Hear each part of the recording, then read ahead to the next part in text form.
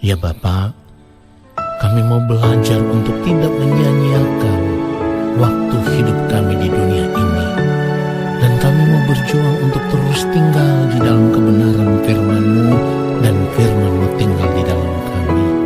Berbicaralah bagi kami ya Bapa di surga. Roh Kudus Tuhan mengurapi setiap kami, memberikan kami hikmat pengertian, supaya kami boleh mengerti setiap kebenaran firman yang kami dengar. Di dalam nama Tuhan Yesus Kristus, kami sambut firman Tuhan saat ini. Haleluya. Amin.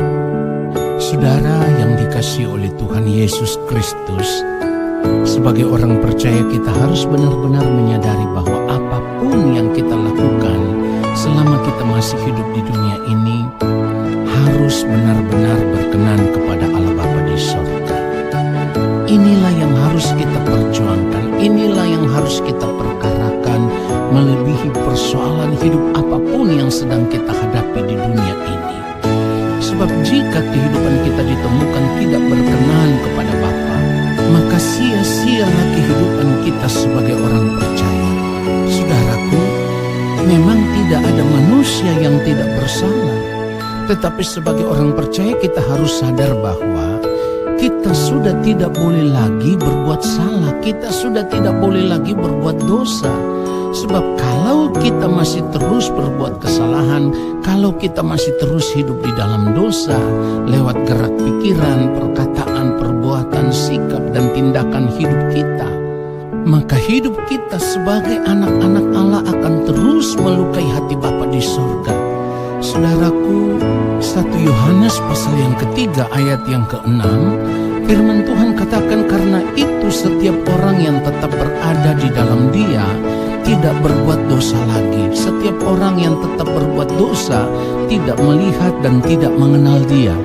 Lalu kalau kita baca ayat yang ke-9, firman Tuhan katakan setiap orang yang lahir dari Allah tidak berbuat dosa lagi, sebab benih ilahi tetap ada di dalam dia, dan ia tidak dapat berbuat dosa karena ia lahir dari Allah. Dengan kata lain saudaraku, kalau memang kita masih tetap hidup berbuat dosa, kita bukan lahir dari Allah, tetapi lahir dari iblis.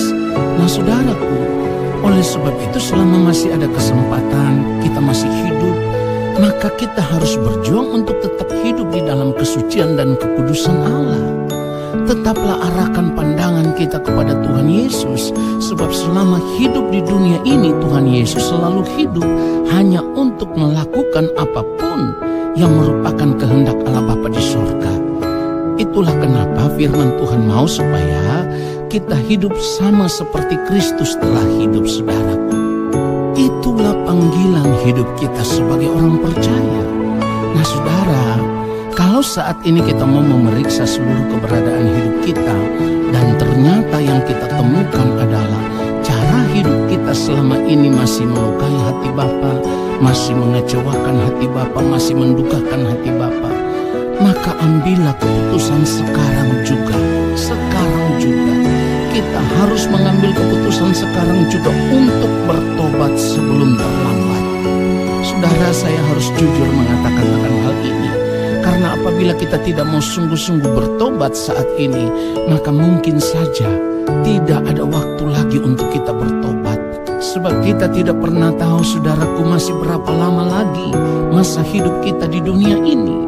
Oleh sebab itu kita harus mengambil keputusan sungguh-sungguh untuk berhenti berbuat dosa. Firman Tuhan katakan upah dosa adalah maut.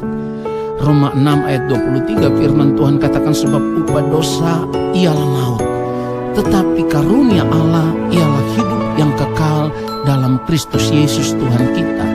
Jadi ketika kita sudah menerima karunia Allah, yaitu hidup yang kekal di dalam Tuhan Yesus Kristus, lalu kita tidak mau menjaga hidup yang kekal yang sudah kita terima dari Allah itu dengan berjuang untuk tidak berbuat dosa lagi, maka kita sedang menyia-nyiakan keselamatan yang Allah berikan kepada kita. Ingat baik saudaraku, Allah itu adalah Allah yang adil, Allah yang tidak dapat melanggar hakikatnya sebagai Allah yang adil. Artinya ketika sudah tiba waktunya kita harus menghadap pengadilan Allah, dan tentu karena Allah itu adalah Allah yang adil, menghakimi semua orang menurut keadilannya.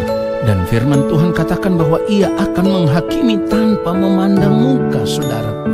Jadi yang salah akan tetap bersalah dan akan terbuang dari hadapan Allah ke dalam kebinasaan kekal. Wahyu 20 ayat 13 dan ayat 14 firman Tuhan katakan, maka laut menyerahkan orang-orang mati yang ada di dalamnya, dan maut dan kerajaan maut menyerahkan orang-orang mati yang ada di dalamnya, dan mereka dihakimi masing-masing menurut perbuatannya. Ayat 14, lalu maut dan kerajaan maut itu dilemparkan ke dalam lautan api. Itulah kematian yang kedua, lautan api. Kemudian kalau kita baca di dalam Wahyu 21 ayat 8, firman Tuhan katakan, tetapi orang-orang penakut, orang-orang yang tidak percaya, orang-orang keji, orang-orang pembunuh, orang-orang sundal, tukang-tukang sihir, penyembah-penyembah berhala, dan semua pendusta, mereka akan mendapat bagian mereka di dalam lautan yang menyala-nyala oleh api dan belerang. Inilah kematian yang kedua. Jadi kalau dikatakan bahwa orang-orang pembunuh, bukan berarti kita harus menghilangkan nyawa orang. Firman Tuhan katakan kalau kita membenci saudara kita, kita sudah membunuh saudaraku. Kalau dikatakan penyembah-penyembah berhala, perhatikan baik saudaraku, ketika kita mengingini sesuatu melebihi keinginan kita kepada Tuhan, itu artinya kita sudah menyembah berhala. Itulah kenapa kita harus memeriksa seluruh keberadaan hidup kita. Dan kalau kita temukan kita ternyata masih sama seperti bagian dari orang-orang yang firman Tuhan katakan tersebut, maka kita harus bertobat sebelum terlambat. Sekali lagi, kita harus bertobat sebelum terlambat, sebelum tidak ada waktu lagi untuk bertobat. Sebab kalau kita sudah berada di balik kematian, penyesalan sudah tidak berarti apa-apa. Tidak ada waktu untuk bertobat lagi, tidak ada kesempatan lagi. Saudaraku, kiranya kebenaran firman Tuhan ini menyadarkan kita semua, lalu kita mau mengambil keputusan untuk bertobat sebelum terlambat. Tuhan Yesus memberkati kita semua. Haleluya. Amin. Mari kita berdoa, saudaraku. Bapa, terima kasih untuk kebenaran firman-Mu yang sudah kami terima. Tuhan, sungguh kami mau berjuang untuk tidak menyia-nyiakan kesempatan hidup yang Bapa berikan kepada kami. Kami mau berjuang untuk tidak lagi berbuat salah. Kami mau terus tinggal di dalam kebenaran-Mu. Kami mau berjuang untuk tidak lagi berbuat dosa di sepanjang hari hidup kami. Roh Kudus Tuhan, mampukan kami. Ajar kami hidup semakin hari semakin berkenan.